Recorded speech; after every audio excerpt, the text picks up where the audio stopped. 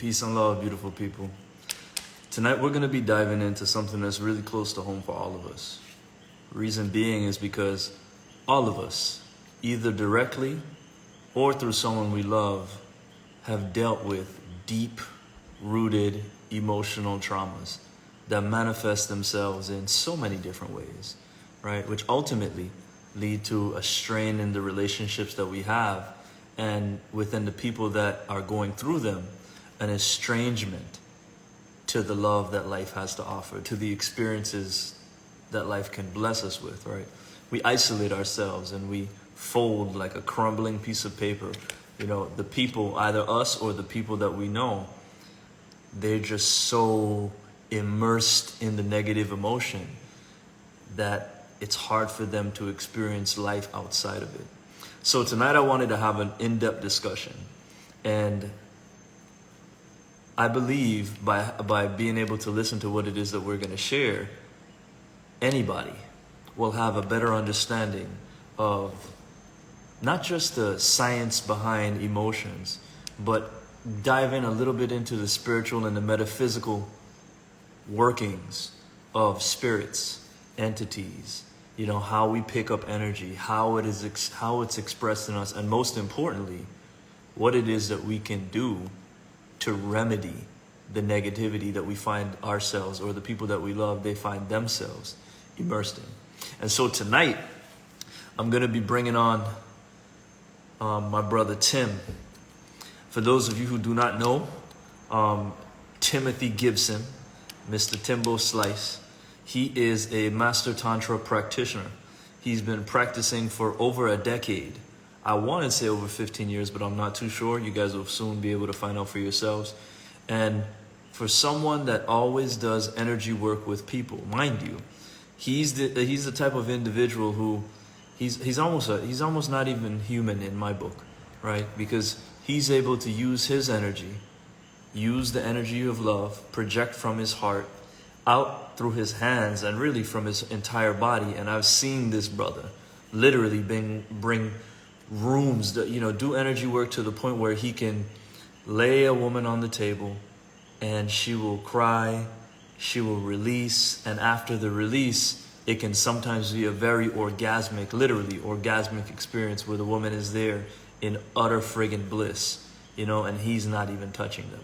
So the weight of my brother's experiences and the words that he has to share with regards to this topic in dealing with energy and having like an actual sensory experience with so much people's emotions and the things around them that they carry, you know, this is going to be a very valuable conversation. So let me get my brother on the live here. Let me see, 1 second. When he comes, 1 moment. Where you at, brother Tim? Tim. Oh, 1 second. Give it a moment. Now, while he's coming on, I want to make sure that I frame this in the proper way. Every single thing about our life, about our health, about our everything about our health, which determines everything about our life, is based on the relationships that we have with ourselves and the relationships that we have with others.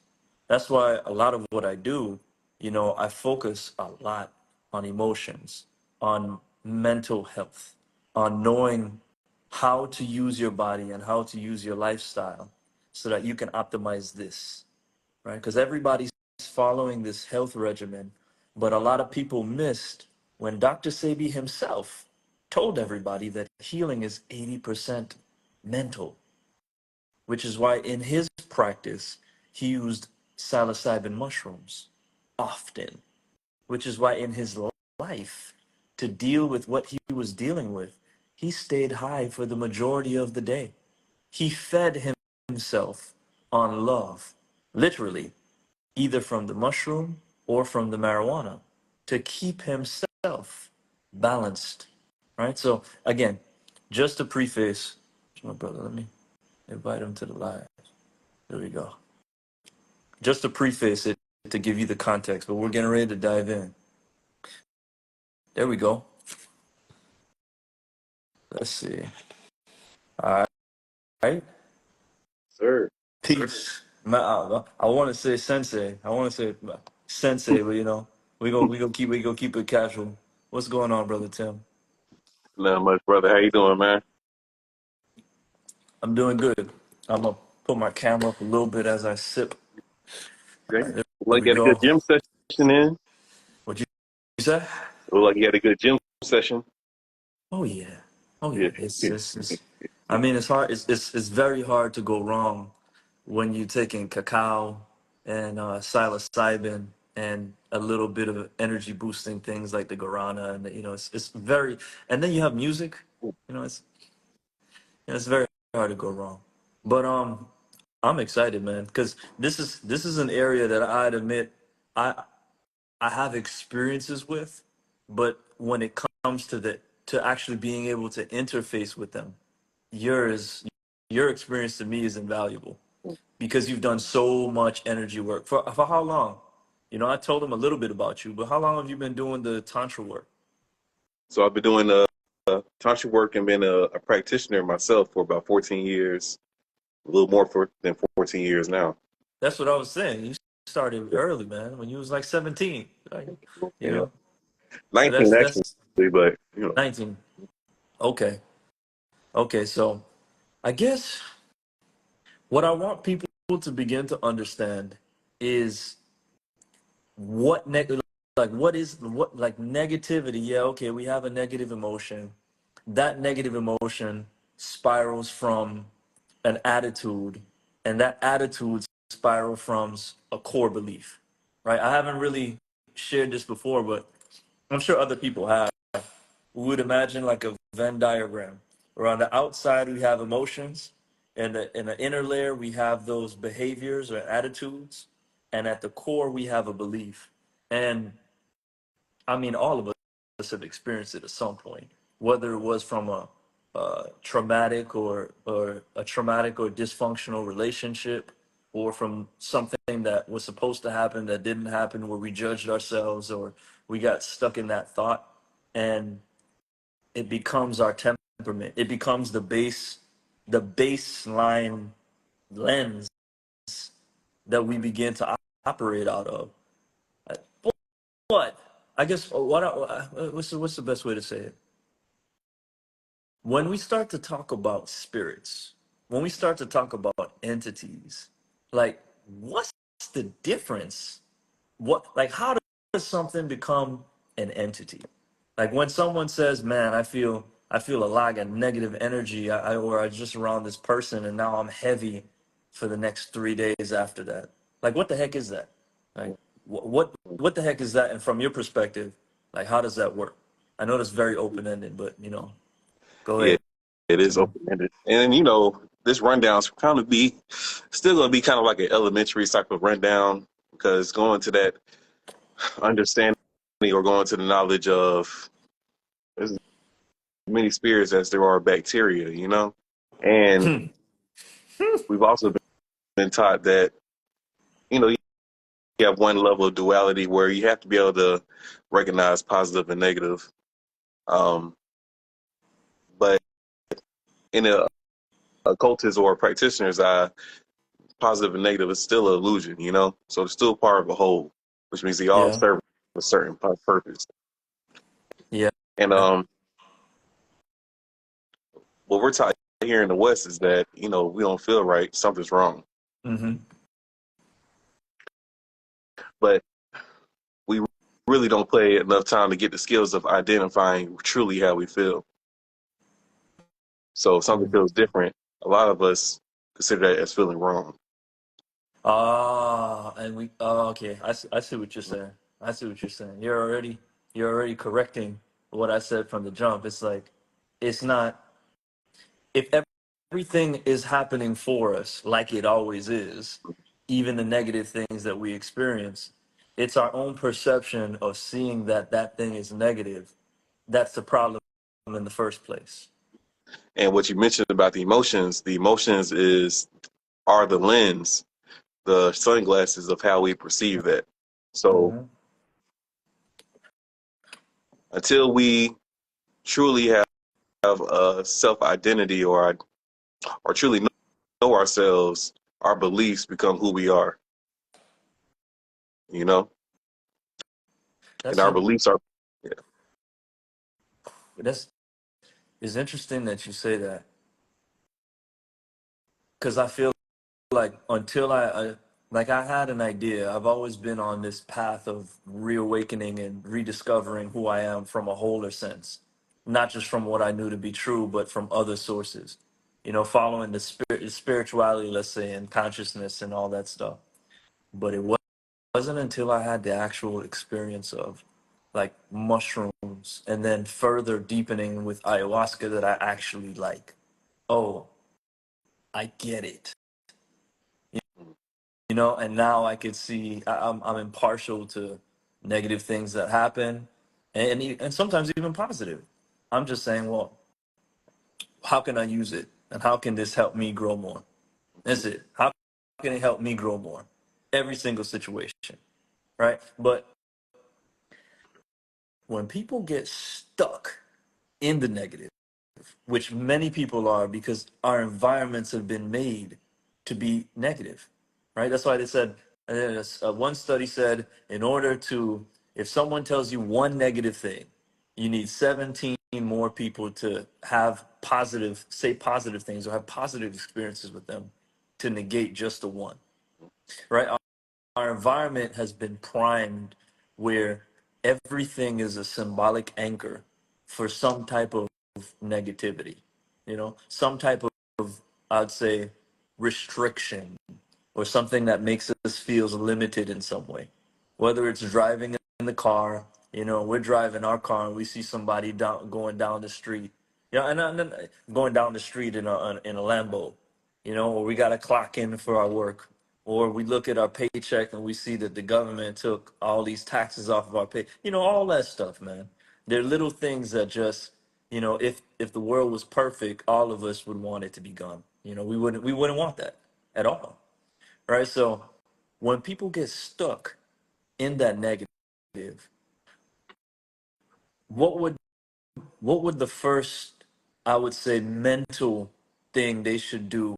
You know, what are some of the first, not like the first, but what are some mental things that you think they should do to begin to change their perspective? Well, that's a good question, my man. That's a very good on point. Um, so the first thing that's coming to me is how do you know that you're stuck, which is self Mhm. awareness, right? And a lot of these things that we consider ourselves stuck is that we're not really stuck. We're just not aware of certain emotions that we haven't processed yet. Yeah, yeah. So when we say stuck, we're talking about our shared emotional experiences that we've had with other people. That, like I said, until you have the idea of who you really are, your beliefs or your strongest emotions is who you identify yourself as, Hmm. or your purpose or something like that. You know, Yeah. I know you meet a lot of people who are on this work and they're just not getting in touch with their feelings, so they identify with their feelings so much, which is not a bad thing. It's just that it's a level above that. I know what you're saying. Yeah, I there's know. it's an area of existence where They're it's still unshakable. they're identifying. They're still a person. Hmm. And you have to have the awareness of it. So if people have numbed themselves, a lot of times we all have because we're more sensitive than we believe, and we feel like our emotions are our biggest thing we have to work with, not feeling negative or trying to feel more positive. So the first thing is to work on that self awareness, and you got to have some type of skills to do that. You know, meditation works, but you also have to study. You know, because you have to raise your level of intelligence to be able to Oh, compare and okay. contrast. I just you just set a pinger off of me. So we can't process data that we don't have the neurology to process. Let me say that in a different way. We can't receive information or see a new perspective if the neurons in our brain aren't primed for it. And that's part of the reason why when we're making a transformation in any way, whether it be mental or physical or lifestyle, we need information, we need data, we need sound and symbols that support and reinforce the value of what it is that we're doing. It guides it. That way, then when we hear it or when we do it, everything connects. The activity and what's been primed on that subconscious neuron level, neurological level, does that. That's right. And what's people's biggest problem about trauma? The biggest problem Well, about trauma. Oh, I'm sorry. mhm. You go ahead. No, I was going to answer from my own perspective. It's that it's emotionally addictive. It's emotionally addictive. It's almost an addiction. Right. It's like ah, like it's And there in your face. and with that addiction, what really happens is that the biggest thing about trauma is that it makes whatever we're doing, a problem. I mean, Ye- because when we're experiencing the trauma, everything that we see, smell, taste, touch, and listen to is from that lens mhm, of the thing we don't even want. mhm, So then the question is, man, it's so I'm gonna tell you this is real personal for me because I've been multiple times in my life where I'm over here feeling like, you know, I'm over here feeling like the fusion of Goku and Vegeta in God mode. mhm, I'm feeling like that, but the person that I really care about that's right next to me, they are in complete hell, emotional hell, having a panic attack and an anxiety attack right in front of me. And all I can do is have whole heart space. mhm, And I'll literally hug them or just embrace them. And they're able to find some stability. But then afterwards, they just go right back. And then I have to discharge the stuff that I took on. mhm. So it's like a cycle where, well, damn, even out. Look, if I'm honest, it's like a cycle where now now my presence has become some sort of, and this is in the past, my presence has become like the anchor for their stability. So if I'm removed, Mhm. now they're on their own. And now everything that was suppressed for the period of time that I was present is now Mhm. coming out to be identified and resolved. Yeah. Hopefully, And I think the thing is, what's a good process to identify it? Because a lot of people will say, well, I just feel negative and I don't know why. Or when I get around these people, this is just they got bad energy. And I mean, I think when people are in that, they forget all is mind, right? If everything is energy and all is mental, right? The first principle in the Kabbalion, the principle of mentalism, all is mind and it's energy. What's what's something from your experience? Like what's something that someone can do to like make that separation and take, what action can they do to like say, hey, well, you know what? Is it okay, this is happening, but how do I get myself away from experiencing it? How do I like how do I, like almost it just how do I just take this off mhm. for a moment? What would you say, my brother? So it's simple, but it's not easy. Um, True. at first, I want to say just awareness, but it is awareness.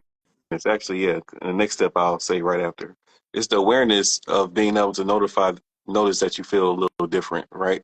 So you have to have the time and the ability to be honest about what you feel. Well, Yeah, you know, for panic attacks to come up, that you have been feeling that way for a while. It doesn't just start right there at that moment, you know. yeah, So you have to like a build. disease. Mhm. Hmm. And what people think that you need awareness so you can take action. But the fact that you can be aware is exercising your willpower faculty. The moment you start choosing to become aware of something, your mind automatically creates a system of contrast. You become aware of some type of struggle. And that in itself is exercising the willpower that most people think they don't have because especially if you're struggling with willpower. And the reason you need the willpower is because in order to get through that problem, you have to be able to practice switching your thoughts. I see. Okay, so when you say willpower, you mean practicing practicing something with switching your thoughts.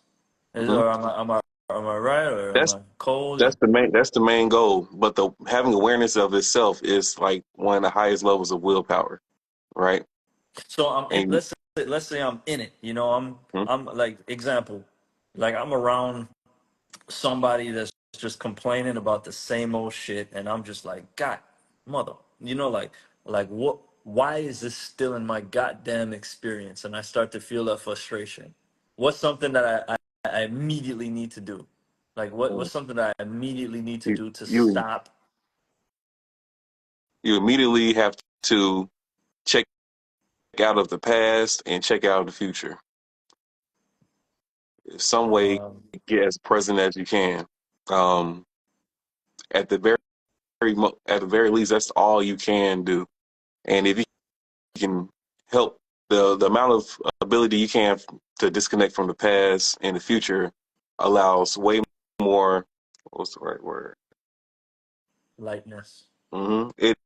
It cuts off the feed of energy that typically runs your life. It breaks the connection. Yeah, I get you. I get you. We can only be the buildup of frustration that has led to my anger in that moment was from past experiences of it happening. that's right. And Because even if it feels, oh, I'm sorry. no, no, no, no. You good. You good. That's it. Yeah, even though it feels negative, like you pushing the ability to do a push up and you going against gravity feels like a horrible thing to a lot of people. you know, and based off their limited understanding, they can see that as a bad thing. It's like, oh, I'm tearing my muscles. This is not meant to be. We're not meant to tear our muscles. And blah blah blah. Yeah. and um,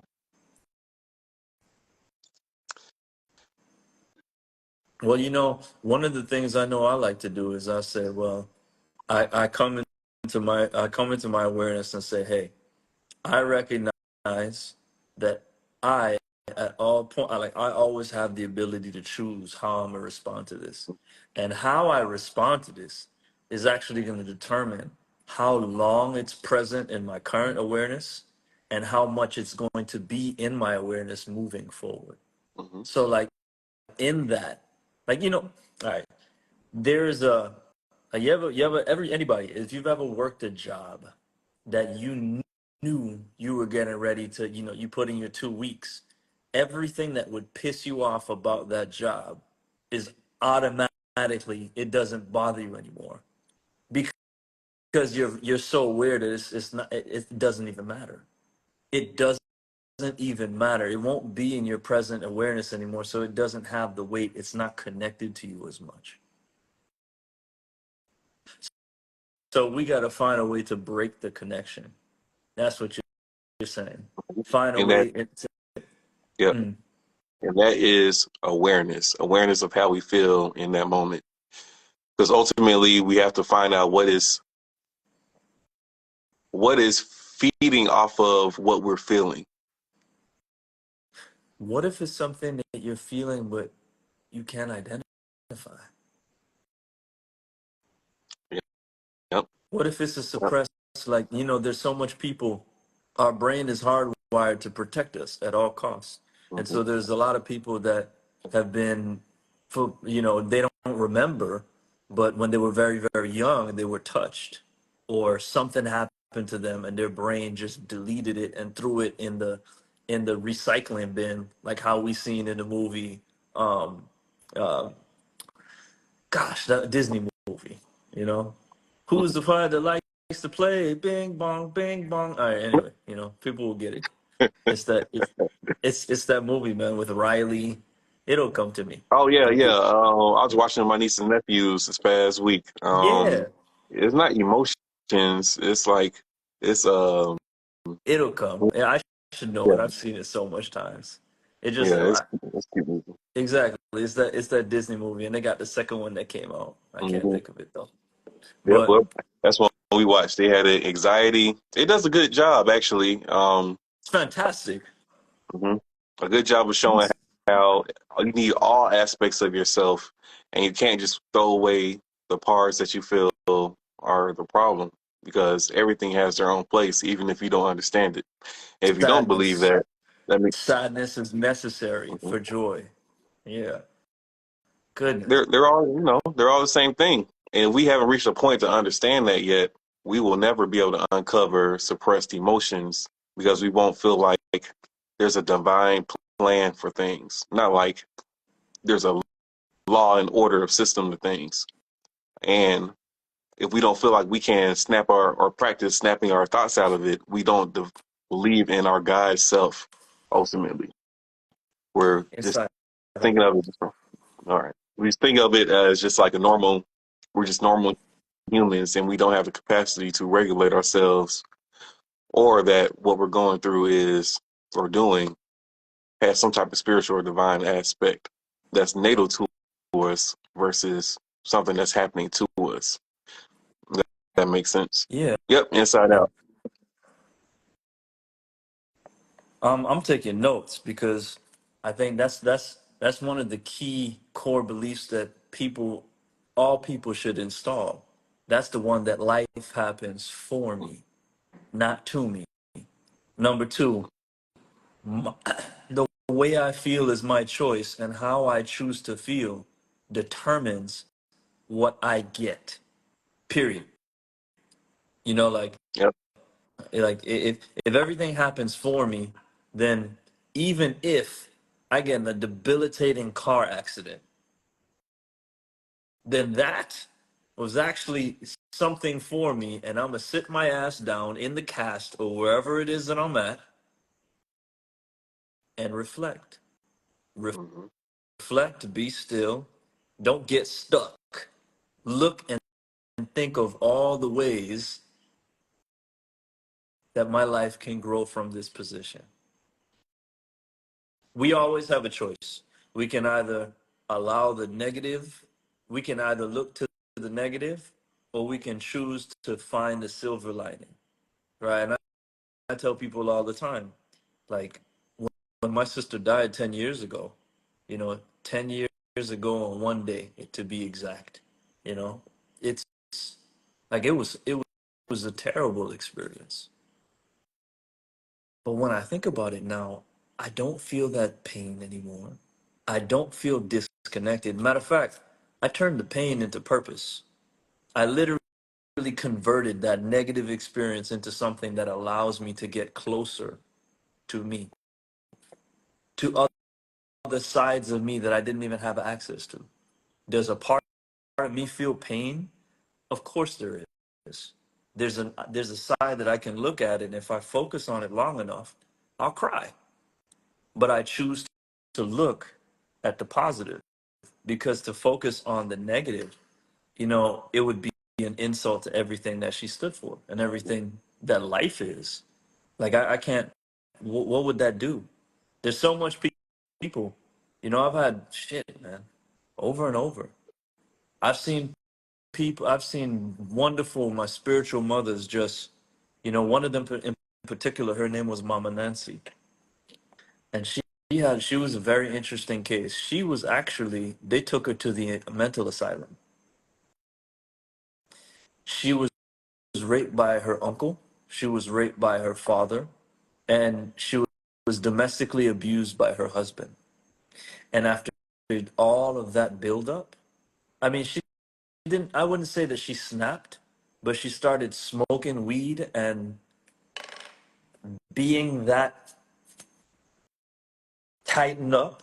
When she started smoking weed, like her everything opened up.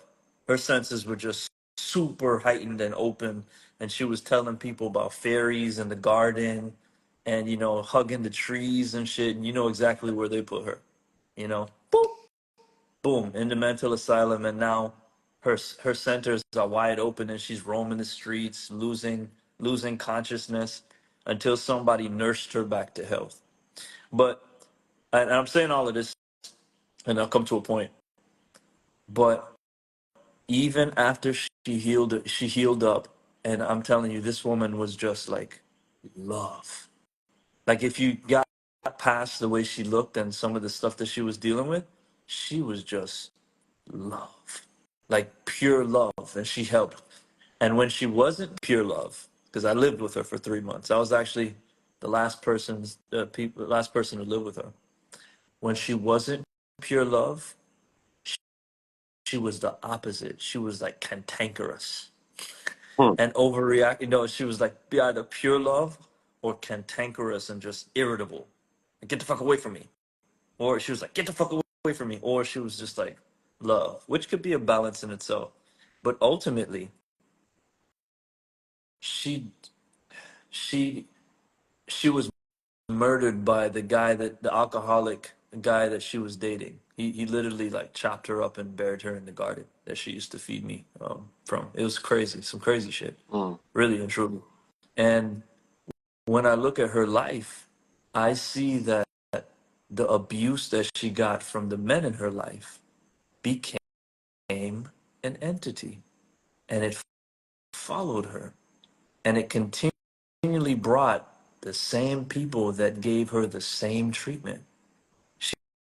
She never was able to get rid of it, ever, until it took her out.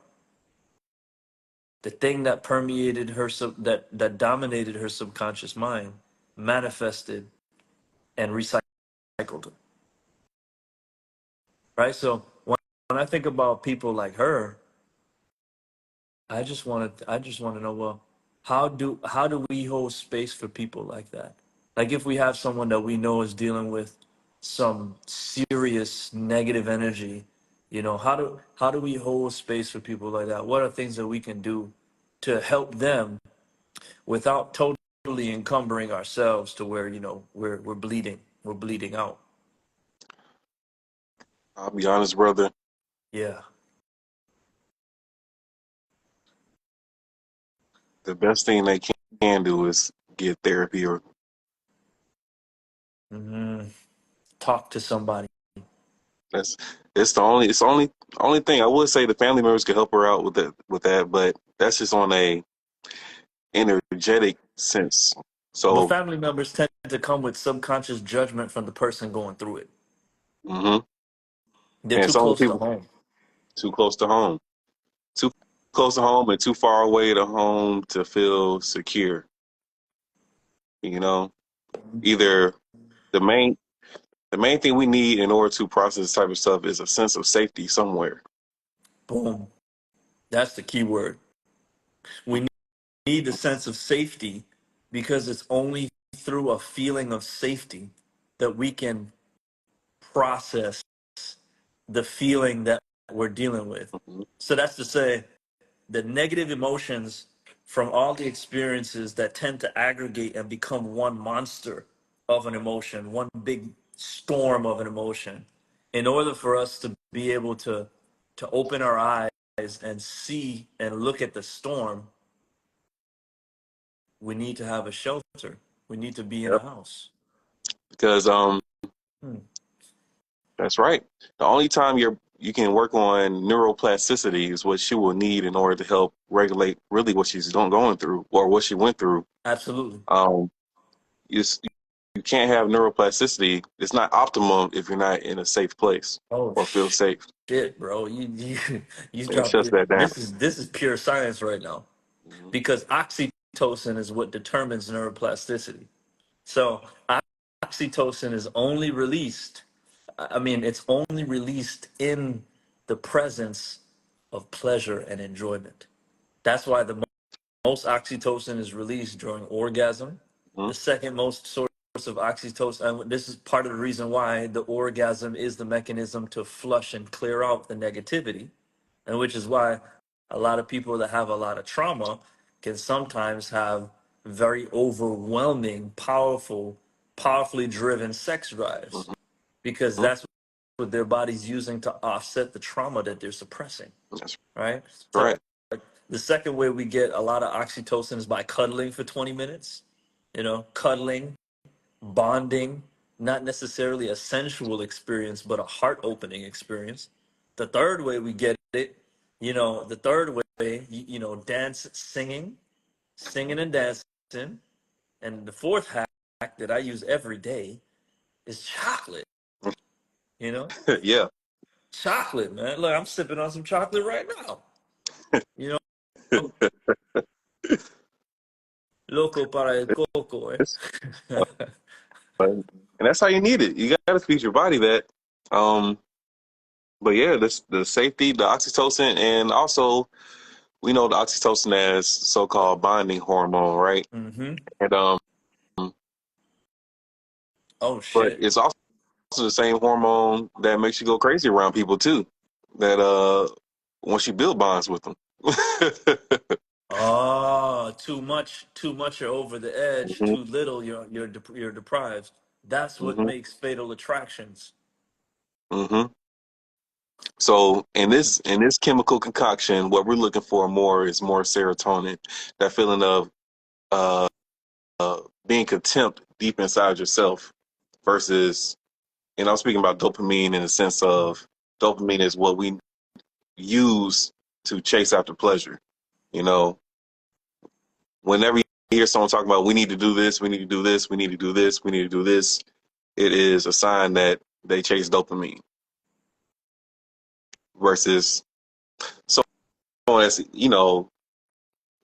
feels like they have their own what's the word, faculties in order for the most part. It seems they radiate something that you that sense of wholeness comes from the serotonin, not the dopamine. That's what I'm saying. Nor the oxytocin. So the oxytocin and the dopamine are states of arousal, hmm and the serotonin is less. It's not arousal. It's more calm and peace and wholeness. That's what you're saying. Wow. what that feeling of safety, you don't get that feeling of safety when you're going out trying to get something. That feeling of safety comes from realizing that you have something in here that can be that's unshakable. It's the belief. Yep. It's the belief. It's the belief, and that's another core belief that people need to have, man. Yep. You And like I know. said when we first started, until you've got an identity, so the way it goes is um, safety for neuroplasticity.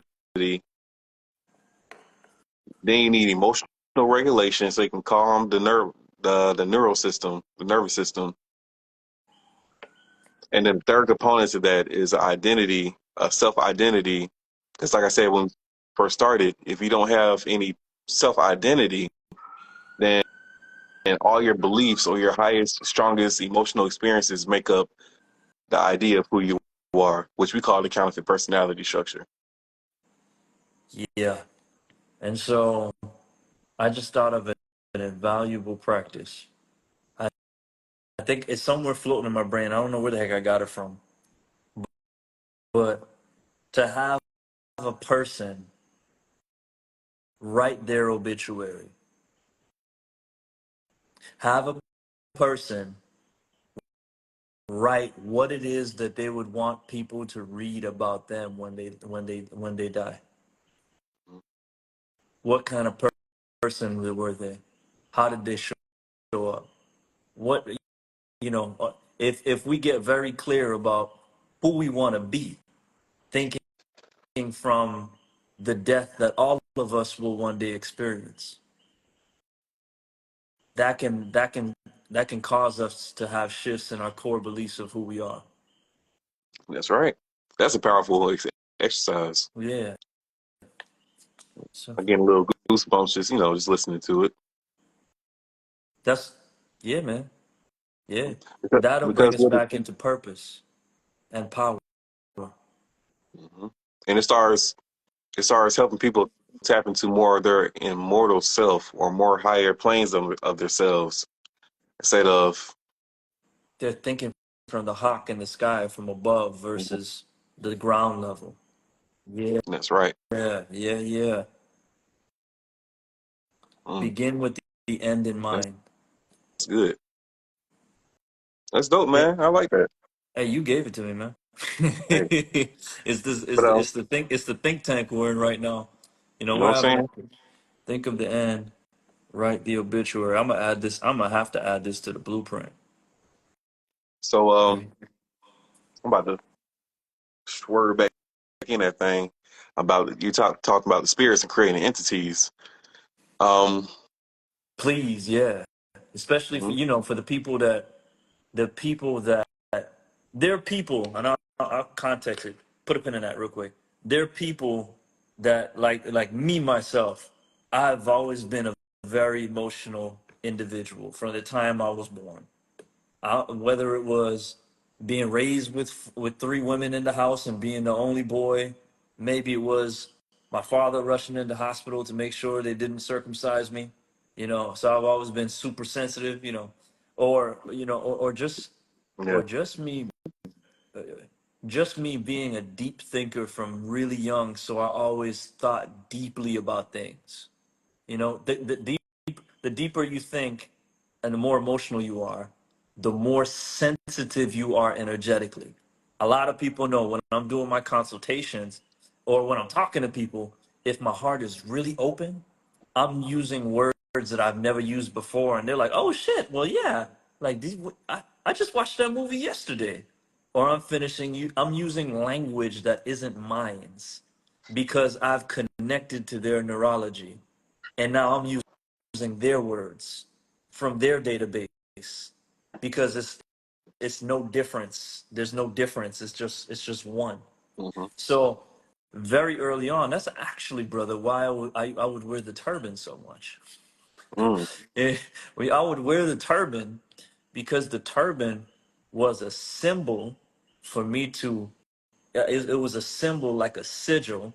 And for those of you who do not know, a sigil is a tool, a tool that is charged with an intention. So, for an example, if I hold this spoon all the time, and when I'm holding this spoon, I'm feeling, I, I'm telling this spoon, you're gonna help me concentrate. You're gonna help me concentrate. You're gonna help me concentrate. Eventually, the thought and the feeling that I create links to the symbol of the spoon. And now, when I hold this spoon, I automatically concentrate.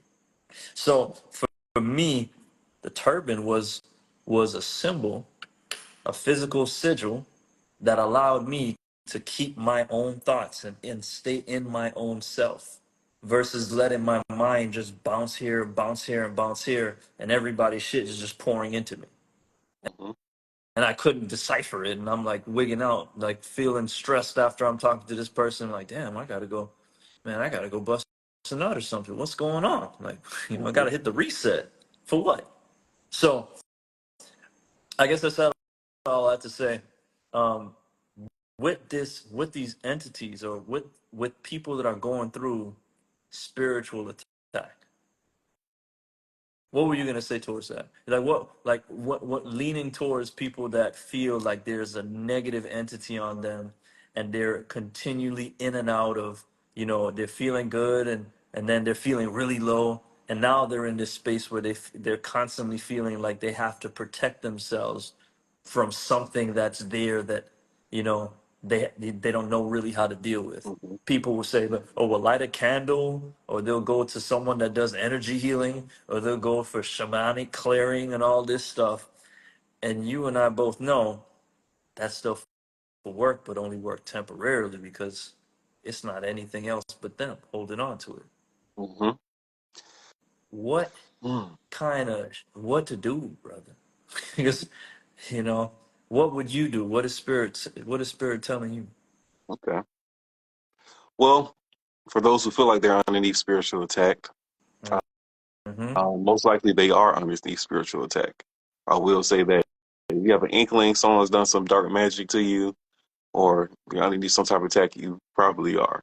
But with saying that, it's just like our immune system. Our immune system is constantly underneath attack, you know, and we have Mm. uh, astral immune system to get rid of these things. Um, Okay. So let's I want to identify when we say people when they're under spiritual attack. Am I right or wrong when I think of it like this? By someone thinking negatively of you in their mind, that is essentially a spiritual attack. If they're subconsciously thinking about you on a negative way, is their mind kind of like a like a gun shooting invisible negativity to you? I would say mm, my first answer is no, Hmm. but yes. Um, one of the most powerful entities that are created are thought forms. Thought forms are the one of the ways that some entities are created. So let's you can, and the reason I say no simply because as a practitioner, I'm talking about as someone that don't see yourself as a victim. If someone's thinking negative things towards you, you should really thank them because they're giving you more energy. That's what I'm saying. That's what I was thinking. You know, Yeah, all they're feeding publicity you is good energy, publicity. Mm-hmm. and a lot of things that's if they were consciously thinking these things, like just you know consciously concentrating on these things, yes, that's a spiritual attack. But for most people, they're not in control of, uh, you know, uh, decimal of their conscious thoughts. Most of it's subconscious input from programming, um, and with that, it's almost like you going outside in the woods and turn on the flashlight, trying to trying to illuminate the whole forest. It's like or trying to use shotgun shell, a shotgun buckshot in order to hit a target 200 miles away. It's like it spreads too far. It's not concentrated enough to Got it. really affect you the way you think it would. Like we see on TV, we think on TV that it's all the energy that we concentrate on something is going exactly there. But along the way, just like the telephone game, shit gets distorted and go by just going through these different frequencies and dimensions and forms. Yeah. Um, and the way it gets to them or how it can get to you could be filtered out and be completely positive by the time it gets to you. You know, this is just from like a quantum standpoint and stuff like that, and how the energy transforms while it moves. Just like, um, Yeah. you remember that guy named Dr. Narni? That sounds familiar, but I Yeah, I can't put my he had mind on it. he had that science of symptology. Symptology? Yeah, No, I don't remember now. like Now it's SYMP or something like that. But his whole philosophy was that not just philosophy. He was saying that the foods that we eat is one, of course, one pH when we eat it, but it turns into something else inside of our body everything for the most part. turns to it gets completely obliterated by that 2 point something stomach pH. That's right. Same with negative energy and entities and energy coming to you, cosmic rays and all these things. Ah, ah, okay. Now you're starting to make me realize something.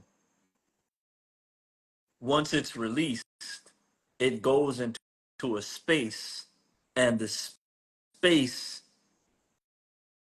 opens it up to being whatever it is that we want it to be, based on Okay, now we're getting mystical. Yeah.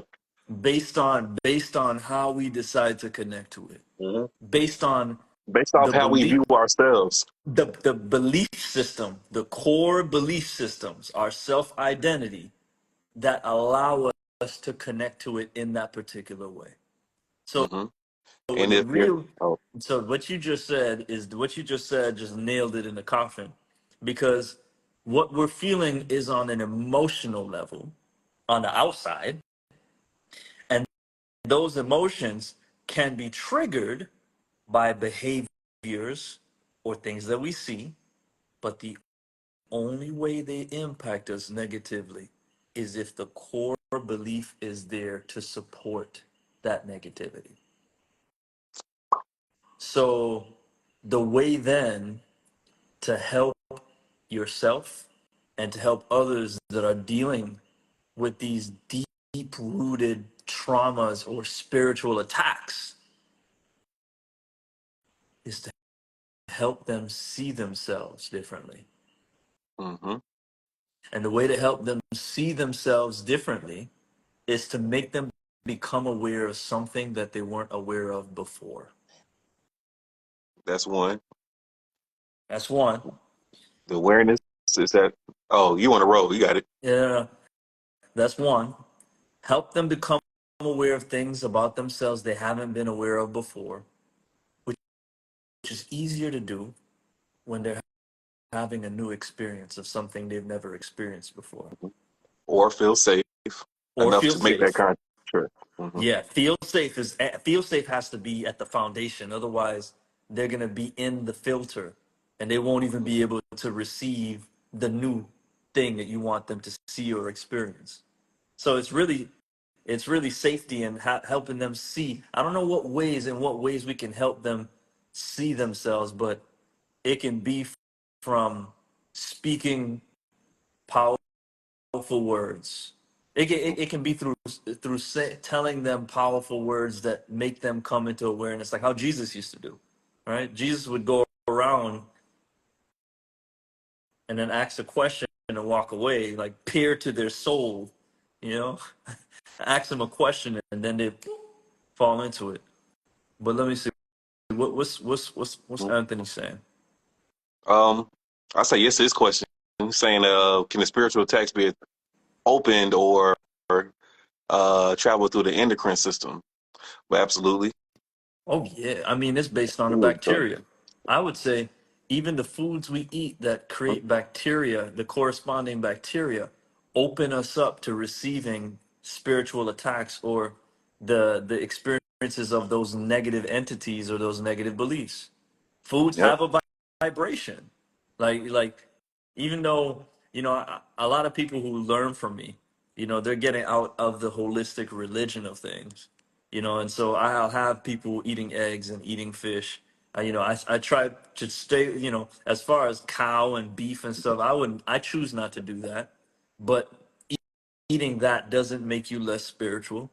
And eating that from time to time, if you have a very healthy lifestyle, it's not harming you, right? But at the end of the day, food still has a vibration. And if you have an intent, if you have things that you're dealing with that's on a very low level, you do want foods that have more water in it versus foods that are dense, like proteins. The food is lighter, and the protein rich foods are heavier. Fasting, starving the body, feeds the spirit. If That's right. if you want clarity, then at the end of the day, you stop feeding your body, stop getting your hormones, your dopamine, stop feeding your body with all this pleasure, and focus on your mantra, focus on your intention, focus on visualizing. And the more you do that, the more your body's going to get clearer and clearer and clearer. Shit, the most success I've ever experienced in a 7-day period where I made a whole bunch of money, I didn't eat food. I literally, I took shrooms, I worked out like a fiend, like Vegeta in the hyperbolic time chamber. No, man, I was working out, bro. Like, and whenever anybody presented me anything that I know didn't feel in alignment with the goal, I kindly dismissed it and returned back to my solitude. Mm-hmm. I was like, hey, I got you. But right now I'm really focused on this and I'm gonna get right back to it. Yeah, like literally the most. It was crazy. It was like 25,000, like so a few Mm-hmm. days. I was like, what? What? This is the way. I was like, That's this right. is the way. Because you found what, and you redirected what what emotion or what energy was feeding off of what could have. You understood that if you allowed yourself to sink into that mode, that it was going to feed something. And And every moment that I redirected my thoughts, it reinforced the belief that I know if I focus on this, it'll come. mm, So it was the initial intention and thought and belief that says, I know if I just keep doing this, I'm gonna get that break and I'm gonna get into that sweet spot where I can just drop. I could just go. I could do what you do. I just go, doop, and then it that's just right. does the whole. The one drop of water just sets off the whole. you know. Oh man, people. If only people knew, man. Yeah, that's why we got you. I need to get more of your energy work to show people Hmm. because I mean when I've seen it, it almost feels like you know the kind of present or presence or love that you're coming with that you're able to just it's almost like a spirit bomb, man. It's really almost like a spirit bomb. It's truly impressive. I know you've had people tell you that, in the circle, at least the people that are really being real and not the people that are just trying to egotistically compete. you know What's funny, man, is that my sister's running a lot of classes right now, so sometimes I pop in and help her out, stuff like that. And it's interesting to hear how people perceive the difference of energy between my sister and me when we're in a certain spot. yeah. And I don't I don't really know how it's perceived by a lot of people. I just know I keep a good place in my heart, and the technique that I was trained in, um, that we were trained in, it's a water type system. So it's not about really forcing things through. It's what we talked about before. It's having that awareness inside of ourselves enough to like, okay, what am I feeling, and being able to cultivate that skill of asking why I'm feeling this when I'm working on somebody. Um, Is it is it like a tingling that you're feeling when you're doing it though? Or like a pulsing in your body? it changes. I feel a lot of tingling. I feel more so tingling when I feel a release and blockages, and I can feel, when you take a good poo. You know what I'm I saying? was not expecting that. You know what I'm talking about? I know what you're talking about. You're talking about It's that. it's few Oh, things in the world gooder than a good poo. Good yeah, smooth, yeah, just. yeah, yeah. A morning, Yeah. the morning flow makes the day glorious. Hmm. You Or feel that. like Alexander the Great standing on the damn elephant. That's right. You know, You walk out there with your head up. If it's a bad one, you might walk out your head down. Um, stay on your um, chlorella. that's right. But just Semester, you know. that feeling of feeling clean, feeling things move through your body. I'll start feeling it in the skin, just like you have one of those good stretches, um, cold chills. But I Hmm. feel those tinglings when it starts releasing, but when it starts reincorporating back into the body and back through the cosmic origin, I mean, yeah, I'm sorry. You good, man. All this poo talk got me thinking different. your body's Um, over there, like your body's over there. Is it time? It's just like, yeah, the wrong time, brother. Uh, but then once the energy releases from those blocks, just like when you shake, when you're holding those positions long, when you're working out, yeah. a lot of people don't understand that those are microscopic pockets of toxins and energy being imploded in your body Ooh, to free up that extra stuff throughout your yeah. body. So, Because your body's being forced to push to its very limit, so it has to get rid of all the extra crap. mhm. Mhm. And afterwards, it becomes a type of high. So when the more you get used to releasing blockages, it becomes a natural. I don't want to say you get a natural high simply because you become lighter.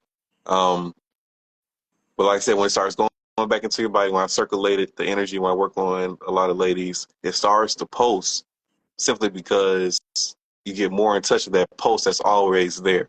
You're always pulsing. Like what they call it. I can almost feel it as you're talking about it. Like hmm like our like our heartbeat is always going, but hmm only when we stop and pay attention to it can we feel it in our hands. That's right. And then you can feel when you stop and concentrate. That's one of the meditations I do. When you stop and have awareness on your heartbeat, what are you doing? When you stop and Facts. feel your heartbeat, you realize you have more than one heartbeat. You have more than two heartbeats. You realize there's three things going on there pulsing. You know, You talking about the chambers? you people, in Don's heart system, we talked about the chambers of the heart and stuff Yeah. like that. But this is I guess it can be the same thing, but you start realizing how much machinery is working in there. Um, Ah, More okay. than we understand. And what's pulsing is not just your regular physical heart, but you have a GPS pinging system that constantly is giving out a sonar or a realigning message to the center of creation. Um, just like the sun is always giving out that life force Yeah. energy, your body is constantly always trying to realign itself with the I guess spiritual north, or I guess in like a cult sense they call it the east, or um, your, your origin place. You always Yeah. have that tether. The words, I know. I got you. Yeah, Yeah. I was trying not to go out there. Um, yeah, what we start talking about that? My No, bad. we was diving into because I'm always genuinely curious. I've always said one of the most invaluable things I think when someone is doing energy work is to be able to feel what they're feeling, and sometimes by them explaining it and then you seeing them do it, you can begin to feel those sensations because you have an awareness of what it could be like, Mm-hmm. right? So for me, like, and then tying it back into like the whole thing about releasing the trauma, I think, and you just reminded me, just a simple act of putting your hand on your heart. Like, if people need to create that space of safety in order to begin to feel different feelings or see themselves in a different way, and they have to come back home. Mm-hmm. Like, put your hand on your heart, breathe and count. Literally. And if they cannot do that or don't have faith in that, it means two things, in Mm. my opinion. It means one, they don't know themselves or they don't trust themselves. But a lot of people don't trust themselves, man, because we Because don't they don't follow our know hearts. themselves. Yeah. Because they don't trust themselves because they don't know themselves because they haven't developed the not developed the courage. Yeah, yeah, fuck it. Develop the courage to face to face those the abyss of emotions that they have inside of them because they're worried about what would this outcome be if I felt this. But they're only using those behavior patterns that was programmed in them to think about the outcome. The brain never comes up with a good scenario. And they don't understand that you have to settle your affairs, not just outside your house, but inside your body in order to allow your nervous system not to be so inflamed. Um, Man. it's like, people's nervous systems are inflamed because they're storing on all this genetic memory, all this intense energy that is telling them more about themselves, but yet they believe Distracting that themselves, it's a part of themselves they're trying to run away from.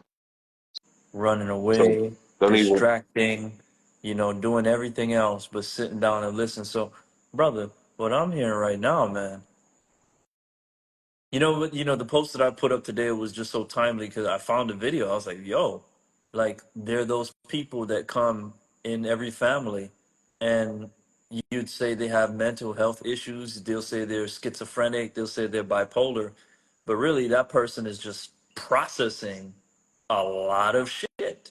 Their Yep. nervous system is completely compromised Mhm. by the emotional or energetic experiences of the memories of the things that are inside of them from the people in their bloodline, from their Mhm. past lives, and all of this other stuff that they're picking up in the present time.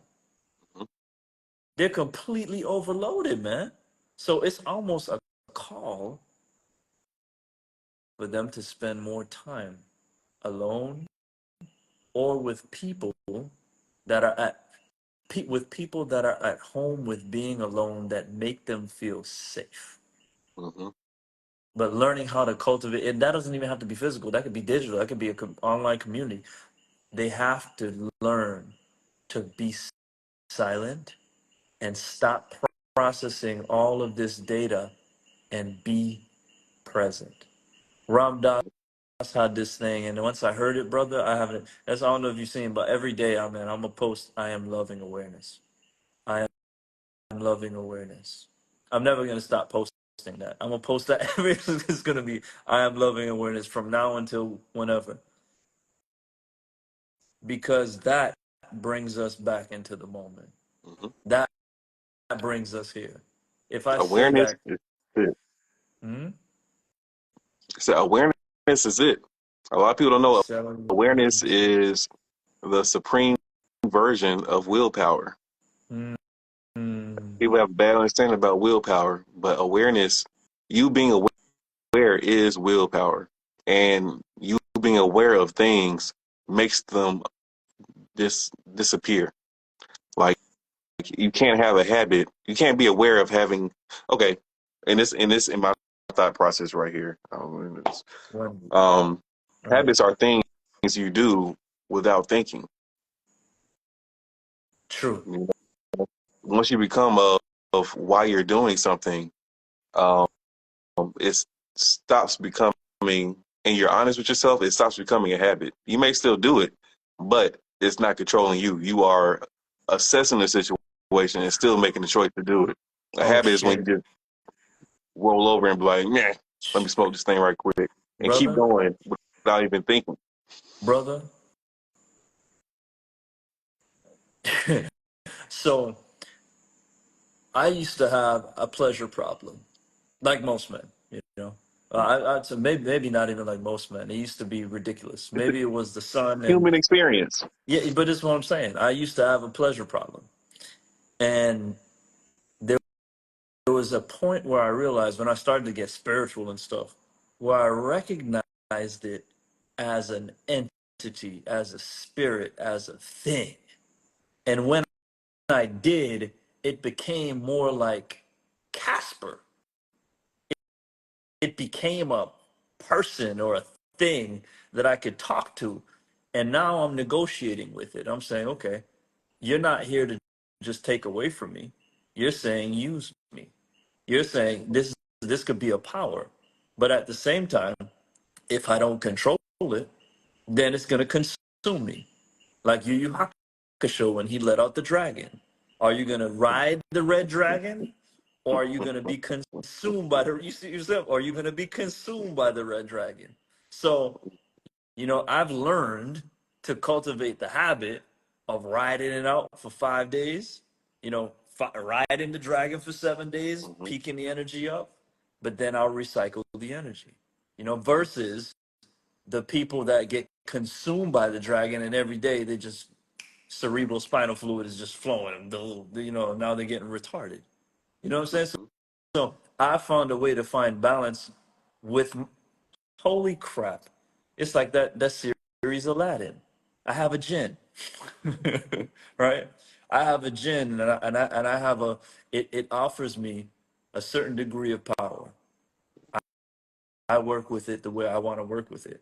And if I ever choose that I need to break the contract and have and evolve to create a new entity from my own thought process, or get gifted one, or some, it's always been one that I just haven't been aware of, or tune into a different one.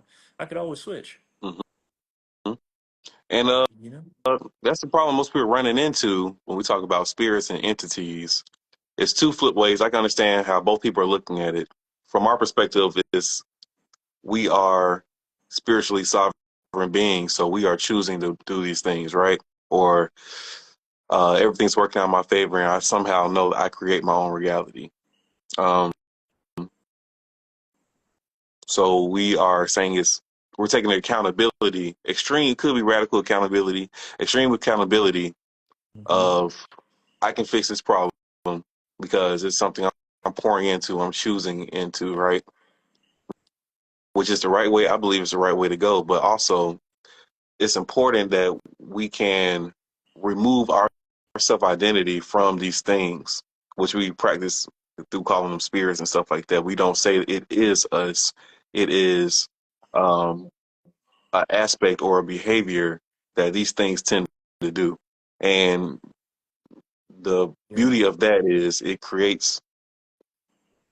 removes the self hatred of saying I am a pervert or something like that, or I Yeah. am a liar, or I am uh an anal personality structure, or um Yeah, no, a no, control no. freak or These are something like just that. aspects that we use when we need them, Hmm.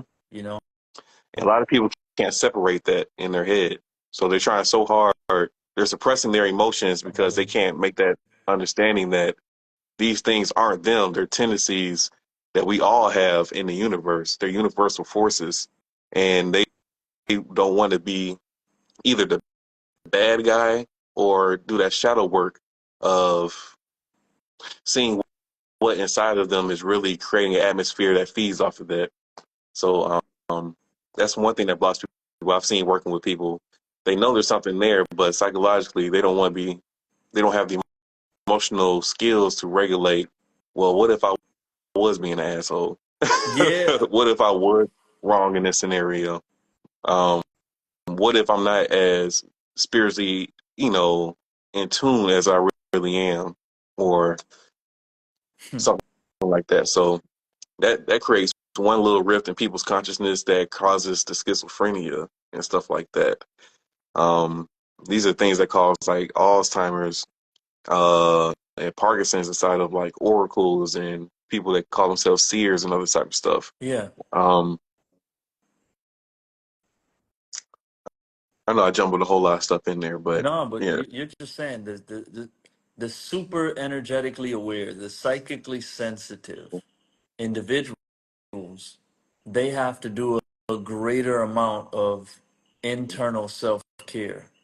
They have to, no, there was a better language. They have to make sure that all of the affairs are really organized Hmm. internally, because their sensitivity is that much more increased. And so And therefore that's they're always absorbing, they're feeling themselves and other people even more. hmm and the people who suffer this the most are people that identify as empaths, but understand Oh being shit. empaths as I'm more sensitive to feeling what other people feel. Shit. Instead of understanding that as an empath, Holy um, shit. you You are just blew the roof. you are more aware of what you're feeling, but it doesn't mean exactly what the other person's feeling. A lot of times it's just how we perceive. All right, you know how you have like, cortisol or something like that. Hormones come through your skin and your auric field up to like 3 feet, even more, Yeah. and get those informations. We have to be able to have the awareness that whatever outside information that we get, because there's infinity amount of information to raise creative force out there, but what we perceive in our little eyes, in our minds, and little parts of our brains, um, they are only from the perspective that the language that we put in our head. You know what I'm saying? We It can't can get only new go information if off of we the don't have that. database of information that we're working with. That's right. And it goes So even if that back to, person mhm. has Go some ahead. angelic forces or something coming through, and we can only perceive it as, um, That's a negative. yeah, We miss it. because I see this and this is what I'm feeling.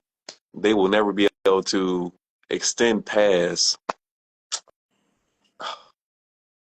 They won't be able to see the good that the thing has to offer them. Yep, the pureness inside that person, the identity of that person. They are not that. And what they're saying was really showing them more about themselves and how they're perceiving it. This is, That's what I'm. I know it's not popular, especially in this line of work and shamanistic tantra. It's not a popular viewpoint of, People you know, don't like to have the blame. They don't want to be responsible for it. That's across the whole world in every field, brother. mhm, People want to yeah, be able to point the finger and that's say, right. "Is this Right. person doing something?" And they're the problem. Mhm, Versus, it's not your family. It's not your family. It's not the ex-boyfriend. It's not the guy, it's not the guy that you just had sex with randomly and you knew you shouldn't have done it and now it's you. It's you guilting yourself. It's you holding the judgments of those people as something that carries weight for your self-identity. mhm, It's our own choice to connect to these things and the way that we're connecting to them that's making us feel the way we feel. Only we choose how we feel. mhm. However, we can be unconscious to that process. And that's And we don't, why that awareness has to be there. right? Because no matter how spiritually advanced you are, you do not have Yeah. control over your subconscious Yeah. mind. You do not know how much information that's Listen, being processed back there, even though they listen, say you're a master of your reality. And we have to be able to listen, humble ourselves and work on that just so bro. we can have the awareness. That's why I only, like in my experience now, I only want farmers in my experience. You say farmers. I want people that are continually, because all we can really do is continually switch our perspective to being positive and plant positive seeds and through the thoughts that we do, through the words that we say, through the actions that we take. Hmm. We gotta continually be planting those positive seeds. And when Right. we do so successfully, we will always reap what it is that we have planted. Hmm. So when, And bruh, bruh, the way you till your yard and as the mind and the way you feed that is what allows the atmosphere for what people call negative um, spirits or entities or spiritual attacks to take place if they have a place for it to grow or the right fertilizer in their yard. Um, it's the weeds. it and weeds have medicinal value too. You You, know, some weeds protect, keep the health of the soil what they need to be. Most of hmm them do. Otherwise, it'll be barren. that's right. Right. Some might keep the ground from going. Running off eroding. And that's just balancing the fact that all negative things are actually still useful things if you're able to see what they're there to teach you. That's right. And so so It's the fire, man. It's the purification. It's the fire of purification. mhm. The things that bring you pain are there to help you refine yourself from lead to gold, man.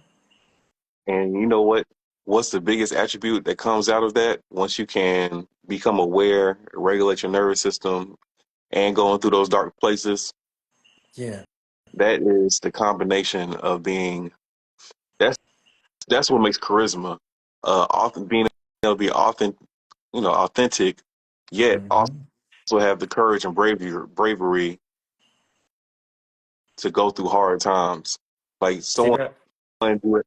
Hmm? See that? See what Oh that yeah, is? that's right. Bro, I literally, bro, I have that and I have Dumbledore's wand, man. Mm. Oh, you don't see it? That's the Master Sword up there. Is that from Zelda? Yeah, Yeah, for yeah. sure, man. Ocarina of Time, For baby. sure, man. Come on. That's a Like, come classic on, right man. there. I respect that. So Yeah, man. that's a nice So statue like, holding it too. Oh, the statue's not holding it; it's just underneath it. I it's see you, brother. yeah, yeah, man. Symbology, symbology. You know what I would do? What would you do? I would put that sword underneath that woman. I wish I could. Yeah.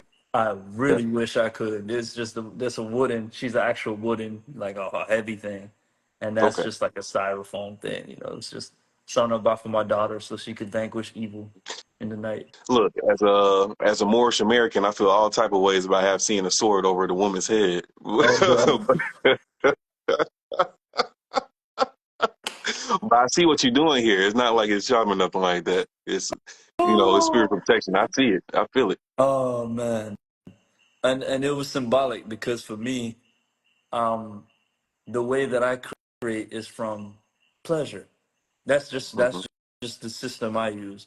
I use pleasure to drive my purpose. So you know, Sorry. but yeah, I'm yeah, about that's to it. say that's another thing. Purpose is an attitude. It's the purpose you have how you go about things that can keep you from being spiritually attacked and negative entities as well. Brother, People think people think purpose is a thing when they're trying to find their purpose, but the purpose is an attitude about how you go about everything. like I've been impervious. The only spiritual attacks I've ever felt were the ones that I knew I opened myself up to through my own actions and my own belief. Outside of that, and trying to bite more than I could chew, trying to be Hotep Jesus in relationships at times. No, come on, we could have a whole we could have a And whole talk we, there, we man. I think it's a journey for men in that because you have to relearn how you've related to women or just related to yourself. And once you see the God in someone, you want to cater to that God. But you also Brother. realize after that phase, you got to realize some shit going on. And it's like the thing that I think is the humble pie for all of us, no matter how much knowing you have and how much magical powers like you over there you got, is that person has a journey that they have to take. And just because you realize and recognize and can operate with your power as the ocean instead of you just being a water drop, it's not always your duty or your karmic path to say, to just Jesus everybody, you are healed. Mhm. You are healed. You are Yeah. healed. Like that's not even Osho was like Osho was amazing. Mhm. Muji is amazing. But not everybody goes to them and gets what they expect, Mhm. right? So we got to be open to listening to the omens and the rhythms of the experiences that we're having to let us know, hey, do you need to participate the same way you're participating, or do Mhm. you have to create space?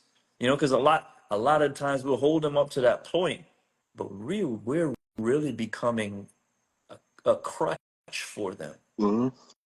Or a damn prison warden.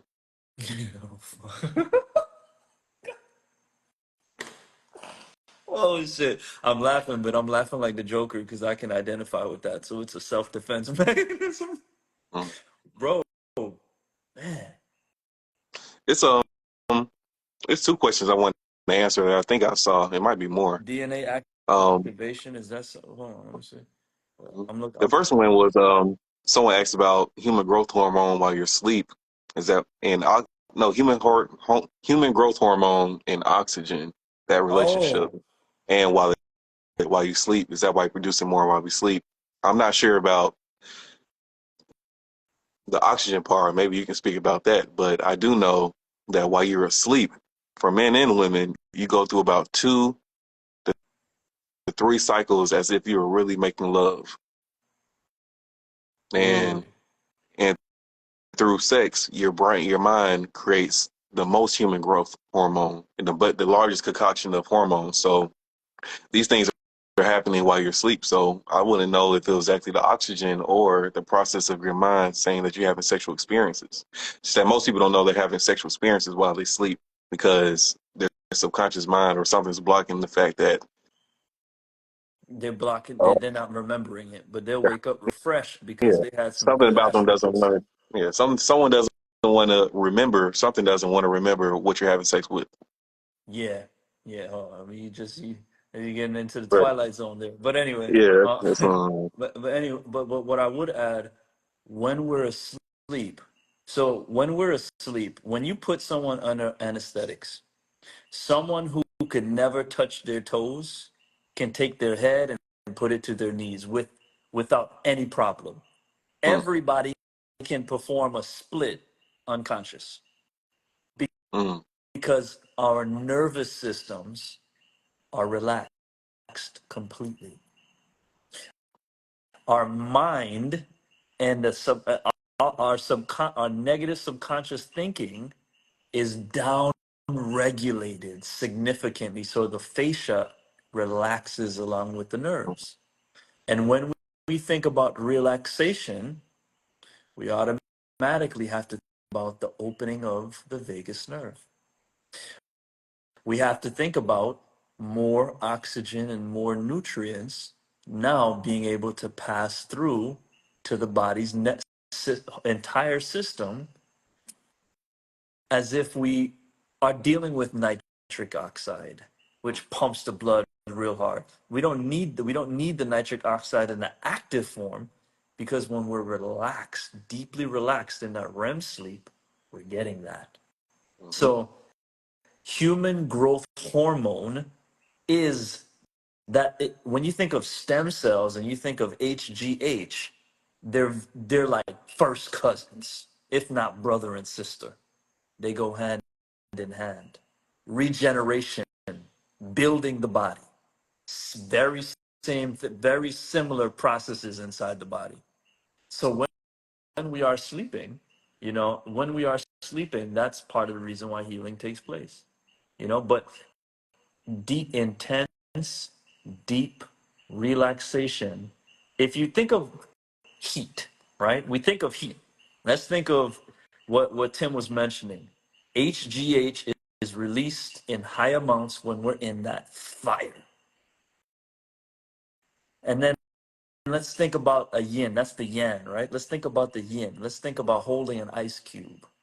That coolness. If you put an ice cube in your hand, you're gonna feel a fire.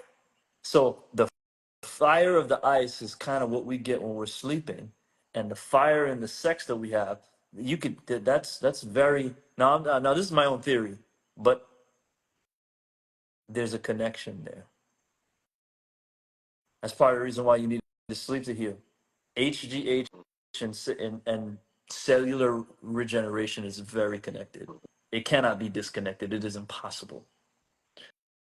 Right? So to answer his question, the presence of oxygen is one thing, but how far oxygen can travel due to the veins being dilated through nitric oxide being released in the presence of intense physical experiences, or oxygen being able to be transferred because there's a deep relaxation, aka the high you get off of doing yoga for a long period of time, or the high that you get off of the nerves being open from smoking some sativa or taking some mushrooms. Similar highs, different experiences, right? So that's oh, did we open up a can of worms? We got more questions. It never ends, brother Tim. It never ends. Um, that's fine with me. yeah.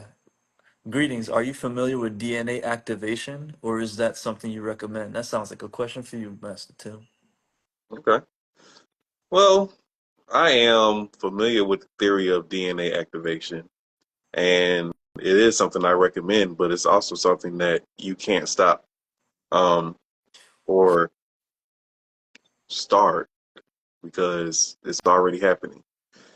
I don't know about everyone else, other systems. I know some people, you know, activate the different strands of the DNA, but did you know that there's no actual footage or picture of an actual DNA strand. There's there's none. It's scalar, man. It's scalar, man. It's in the field.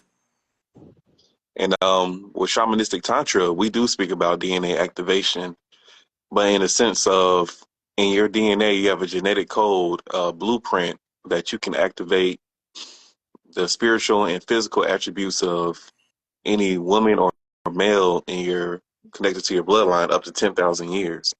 And those come out in different Yeah. aspects. You know, people have a different system how to categorize it. They usually say different feminine archetypes or masculine archetypes.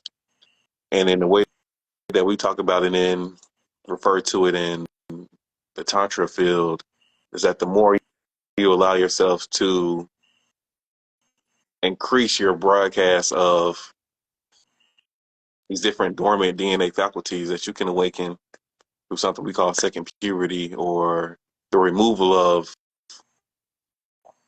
false thought forms that constrict your energy or the removal of certain entities Toxins. that Hmm. that leech off of that those holes in your organ field that you may not be aware of.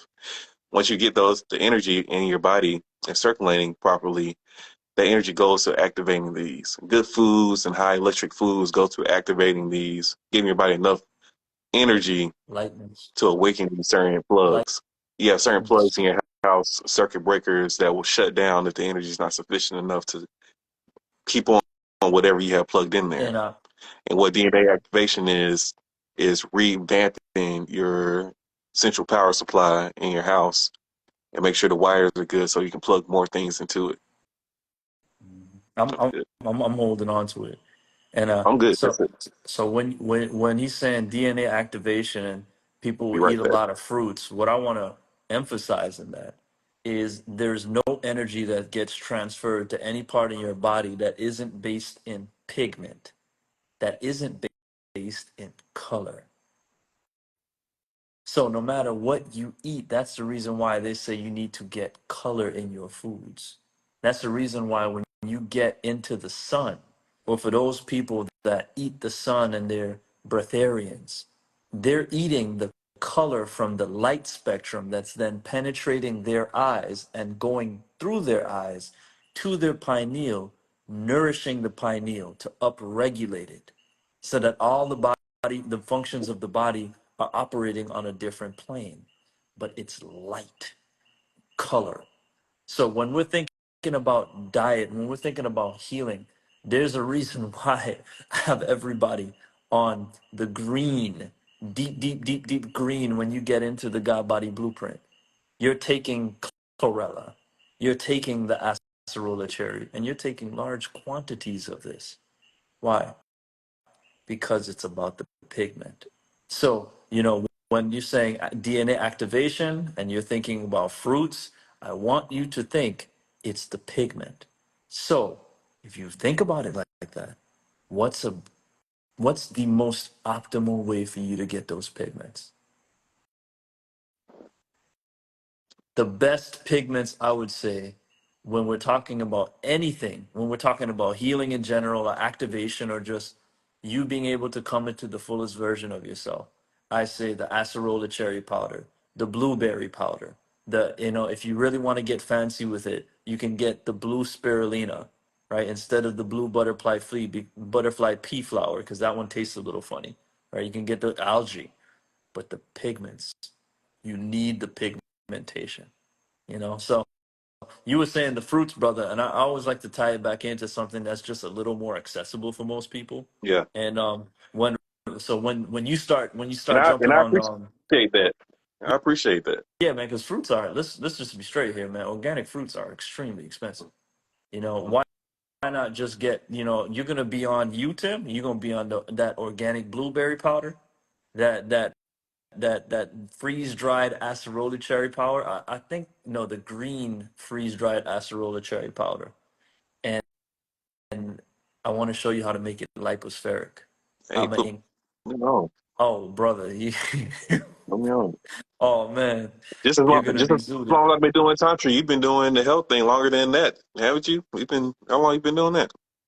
Well, shit, man. Well, If I'm really studying. honest, I mean, studying, like Well, sincerely studying. Like in high school, a lot of not people just don't know studying. You've been doing your thing. You ever since I met you, you were for doing your sure. thing. So, But it's all right. I'm gonna tell you all the truth. M- My no, this is the truth. My health journey started from. It did start when I did have my asthma attack, and I was in the mm, hospital for 5 years straight. When my father left when I was 8 years old, the sadness weakened my lungs. And when the Sahara dust would come and coat the Caribbean as it made its way over to the Amazon rainforest in South America, I would get congestion. It would leak into my lungs, and I would be in the hospital weeks and months at a time, to the point where I learned how to like be on the have the IV in my hand and be in the wheelchair and balance myself in the wheelchair. mm, And I was like in there. They knew me. Like the mm, nurses were bathing me when I was 10. It was some weird stuff. But anyway, um but the real reason why I started to study, I just said to hell with them when I was 13, and I just stopped taking the medicine, and I started eating tuna fish and crackers and playing basketball all the time. And just by doing that, my asthma stopped. mm, mm, But really, the real reason why I began to study was when it was like 11th grade, and I realized I wasn't getting taller, right? I only had a growth spurt like for like fifth grade. I know it was insecurity. So I was five. I've been the same height from the since the sixth grade. mm. From since the sixth grade, and I was like, man, you know Damn, what? brother. This is what I'm saying. I said, you know what?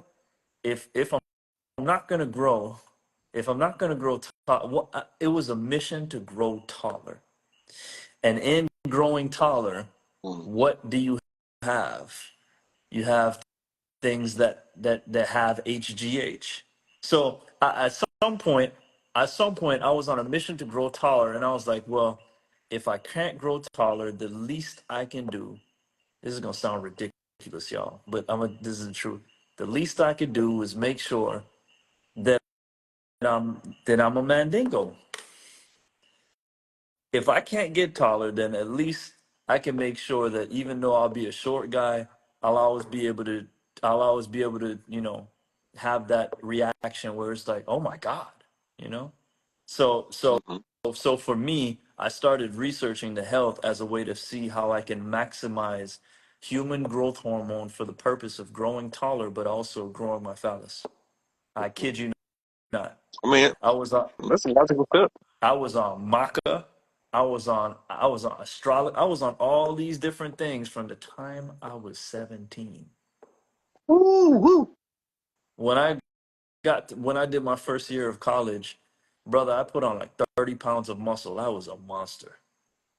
Mm, mm. I was a monster. But anyway, that's how I really got into it. So that's something I want to come up with for the brothers too, because a lot of brothers are dealing with the infertility and the premature ejaculation. And I mean, my Damn, man. I remember those come days. on, man. Like Damn. you, man. People have no idea, man. I had, the rings. I had the pumper. I had the special oil. Jesus, Yep. Boy, you know what it is? I had ED early. I don't even know why. I think I was just nervous about Emotional, performance anxiety. Yep, emotional, and that too. performance That anxiety. too. Yep. Exactly. And then having with the foreskin, I'm hypersensitive, man. I feel everything. I get inside and I fall in love one time. You know. Hmm. so but that's a whole nother story, man. We probably need to go in here and, oh my goodness, you shit, man. That conversation about eliminating erectile dysfunction would be But flawless. check it out though.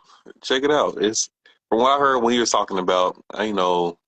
You had you got into it to grow taller, and then it brought you back into just your basis. If you didn't have anything else, what you will have is your creative life force energy. So it brought you to the bottom of your pyramid to strengthen that. Because in order to grow taller, you need a good foundation, a good Period. base. And look at the ways it was able to allow you to grow taller through the different realms and just spiritually stand up taller. and not just, as a pun of, erections and stuff, but the height doesn't. The physical Mhm. affects the mental. That's right. Right. People say giant people when people hear about giants, they think about tall people, but you don't have to be tall to be a giant. That's not the essence of giant. Look at Kendrick. Spirit. Hmm. Yep. Like Kendrick, you don't have to be a lizard to be a dragon. You know what I'm saying? Yeah, Like, yeah. but I don't Hey Josh, like. he so this guy's talking to yeah, Josh, ask that question in the blueprint. 10 to 2, you do want to be to sleep early from like 10. You know, you do the earlier you sleep, the more in alignment with the circadian rhythm you are in. And when you're in alignment with the circadian rhythm, then your DNA is optimized when you're most aligned with the light cycles of the planets that have always shaped our biochemistry the most. So Mhm. long-term neglect to the bio to the to but long-term neglect to the natural circadian rhythms are always going to come with a negative result, period. You know, there's no way you can. That's why working overnight, and I spoke about this already, working overnight, an overnight job is a class 1 carcinogen.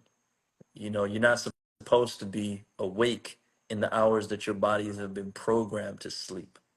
Mhm. You know, can you make an adjustment? I think everything is possible. But, how long to make that adjustment? I've never done it myself. I don't know. I wouldn't be able to tell you. I know there are places on earth that have a very, very, very, very long nights and short days. I would love to do some research and see what that's like. But Vidale Henry, um, can I say something on that? absolutely. Okay. So when it comes to sleep, um, it's good to have an intention of how you go about sleep. Um, you process some of your you do most of your emotional processing while you're asleep, and you want to give your body enough time to do that. But I recommend at least be to sleep by 11 p.m. through up to 7. 4 a.m. Yeah, it's up to 4 a.m. Just those time periods right there. Um, but also when you start, if you do, I don't know what type of work you do, but if you do cultivation like Kundalini or something like that, some days you won't need to go to sleep simply because the more energy you have, the more you have to do with it. And and That's sometimes your body will just bypass it, you know? Um, wild. and if you don't, yeah, and if you can't sleep, you can. I'm into comic books. You know how Batman rests? So What the Batman, yeah, Nah, nah. apparently in some comic book, and they said he he trains into an ancient technique of sleeping, of getting to the point where he can sleep while awake. You know, and our idea of sleep is, uh, yeah, having attention of what you do when you go to sleep. What you want to focus on? Do you want to focus on repairing your body? Are you sleepy because you think you're tired and you just need more energy? Are you sleepy because you want to travel into a different part of yourself? Because there's ways to rejuvenate the body and sleep while you're awake. As you know, most people walk around here asleep anyway. So, I don't know if I ever told you, but I do a lot of dream work stuff too. So I help a lot of like some of my mentees and stuff. They get good at maneuvering through the dream world. Um, I didn't know but that. yeah, I didn't know that, man. Man, you got to yo, look, man, we what got you to do, what you do in your sleep, if you can think about something and do it in your sleep, you when you wake up, you're 10 times better at it because you're bringing in all aspects of yourself at that one time. Some would dare say that we're asleep when we wake up, but while you're asleep, I know I'm saying all this shit. That's bro. your biggest point, your focal point, What? attracting all aspects of yourselves and realities. And the version of yourself you see in your dreams and while you're asleep is your true version of yourself, not when you wake up. Uh, look like a blue. Yeah, yeah, no, but I didn't know you do that, man. We need to swing around it. We need to swing around that because I definitely, I've been saying for a while, man. Get the webinar, get whatever it is, throw it in there, put a price on it, and run it. But I definitely think more people need to have access to that. They need to have access to your perspective, man. Real talk, And, real I'm talk. here to share. It's all good. Um, I do want to say a couple more things about the entities real quick. Please, please, let's bring it back. We derailed. We derailed It's right pretty heavy. on time. Yeah, yeah. All right, All right. bring it back home, and then I'm gonna have to end the live because it is 1 o'clock where I'm at, and it's cutting Oh, into word, sleep. word, word. Yeah. Okay. Um, so like the one version entities we talked about were thought forms and how to work through that. You have to have a good identity, and the way they come about is like for just like the saying, if you think something long enough, you're gonna do it. If you do something long enough, um, it becomes a habit Mm-hmm. when you're not aware of it. If you have a habit long enough, it you start feeding it enough spiritual energy, it becomes a entity in itself. But these are some things that a lot of things that we've made to help us out in some type of way. Um, so that's one type of the entities. How to get rid of them is the awareness of yourself. You always have to get deep into your emotions and be aware of how you're feeling. A good way to do that is to not do anything and concentrate on the thoughts that come up and emotions that come up when you're not doing anything. Like most people sit down and they can't concentrate because they're thinking about all these things they have to do, and then the emotion comes from it too.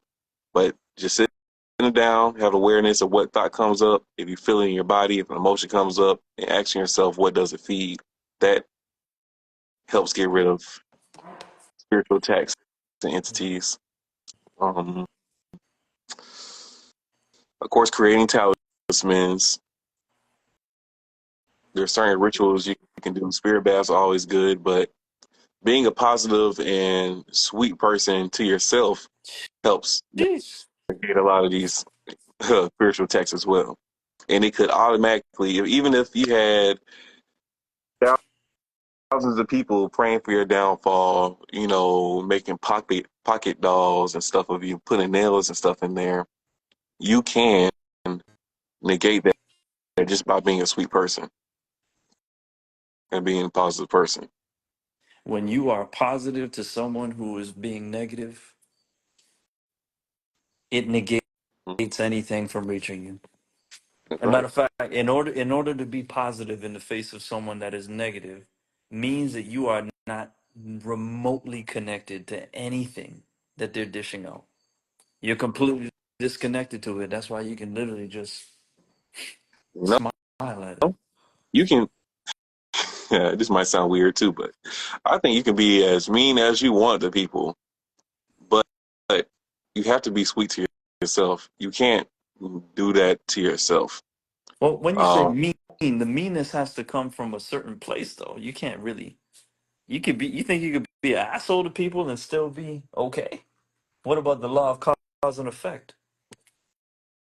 well, the law of the cause and effect really comes from what is the source of that energy,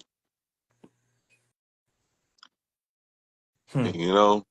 But it's a experimental thought, but it's really the source of it. The way you start something is the energy that's gonna come back to you. The way you begin something is always going to be that main vibration of what you start. So if you're starting from a negative spot, um, because mean is subjective too, but like sometimes you just gotta goddamn. It's all about balance. Sometimes you have to lay the hammer down on Listen, things. listen. You can't fake the funk. You got to be true to how you're feeling You got at to be all true. time. At all times. And faking the funk is the worst thing you can do for yourself because you're not honoring. The truth. Hmm. You're not honoring both the positive and the negative that's within you. You're denying it. Find out what's feeding it. It's not the actions of what you do. It is the intention of it, of course, always. Like they said. Exactly. And Intensity. Yep. I think that's where a lot of people, get me twisted. I am I am very good at like slapping you in the face with love. Like, come on. Why you gotta be a dumb motherfucker like that? I love you, but that was some dumb shit. And they'll take it personally. But it's like I don't mean harm, but I'm gonna express how I'm feeling. Hey man, No. when you see this, what you think of? You know, I thought about some pretty girls, some big lips with some with some lip gloss on, lollipop Come on, on the man. top. Come on, man. That's Kung Fu Hustle. It's the only Okay, time you used to see them things. It's what? that's you don't remember the movie Kung Fu Hustle? Oh yeah, I remember that. Yeah, okay. That's Kung Fu Hustle, man. Oh, That's Kung Fu Hustle my bad. symbology, and that's Yeah. Dumbledore's wand. Yeah, man. Yeah, man. Yeah. Hold on, man. I'm making my room into like a sigil, so I always have things that anchor me.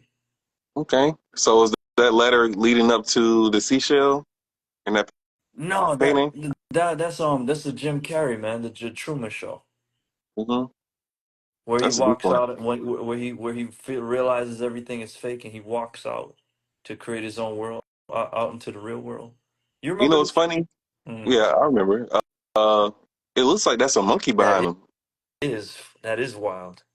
That's Like from crazy. from a primitive state to evolved state, Oh shit, you're right, man. coming out of subconscious. Yeah, Yep. it's walking up to the lotus, right? Mm-hmm. I see Light. what you're doing, Yeah, dog. I man. Yeah, see you. man. I see you. Little something, man. A little something. But Yeah, brother, I think if people go back, I'm gonna put this on the YouTube so people can listen to it, and I'm sure it'll be a bit of mental medicine for them, because everybody has somebody, from themselves to the people that they care about. We always have somebody that's going through emotional turmoil, and they need to learn how to do some of the things we listed. I'm probably going to create a little document that highlights all of this stuff too. That way we can give people a one pager, like just to give it to absolutely. We talked about a lot of good stuff, and them. we were able to talk about it without any big dogma or nothing like that. So any of the things that we mentioned, if they applied that, will reap great results. You know, For sure, for sure, and it all starts, just to recap, and it just starts with awareness, like really that's it. being aware of who you are, what you are, where you are, and why you're here. And I know that might sound big, but there's some books that help you figure that out. And there's some really, really, really potent books. And I don't care whatever walk of life you're in, whether you're Christian or you're Muslim or whatever it is. There's resources. The Shack, Conversations with God, the Celestine Prophecy. There's so much different, really wonderful books for you to dive into. The Alchemist by Paulo Coelho, beautiful. But begin to seed your mind with the different stories that help you identify with those characters. I love The Alchemist. I love that shit. I listen to it. The guy's voice and everything is like mystical. It's like, it's amazing. But Mm, don't stay stuck. Don't choose to be where you're at if you know in your heart and in your feeling that's not where you want to be. The negative mm, things that come to you through the people, through the experiences, through the events that happen in our lives, they're always there to grow us, that's right. because everything happens for us, man. So with that, I want to say thank you to everyone who reached to the end of this. We derailed. I tend to go around in a circle, but I appreciate all of you all who allow me the opportunity to share the gems that have been taught to me. And thank you, my brother Tim, Sensei, Master Tim. I Yeah, I appreciate you appreciate it, being brother. here, for real, man. And hopefully we could come through and maybe talk to the brothers about. We should probably come together on that, man. You know, not just reversing ED, but becoming a divine lover. You know, really, Most definitely. really. You know, even though we're going through that journey ourselves in many ways. You know, Man, I can help the brothers get over ED in 6 days. let's go, man. I'm gonna hit you. I'm gonna hit you up tomorrow, man. Let's stop it. We'll do that. Yes, sir. Absolutely, brother. I hope you have a wonderful night, and thanks so much for reaching out to me. Gotta do it again, dog. Oh, for sure, man. I'm gonna hit you up. Peace and love, Straight everybody. up. All right. Peace. Well, I'm in Atlanta. You can find me on Instagram Oh, page. Bye. I'm about to post you all over my page, man. With this, go ahead, drop your Google Voice number one time. I bet.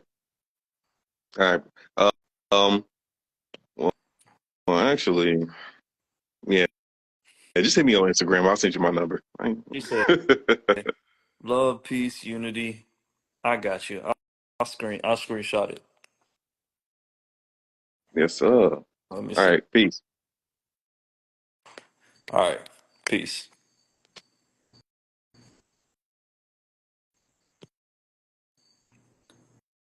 Goddess.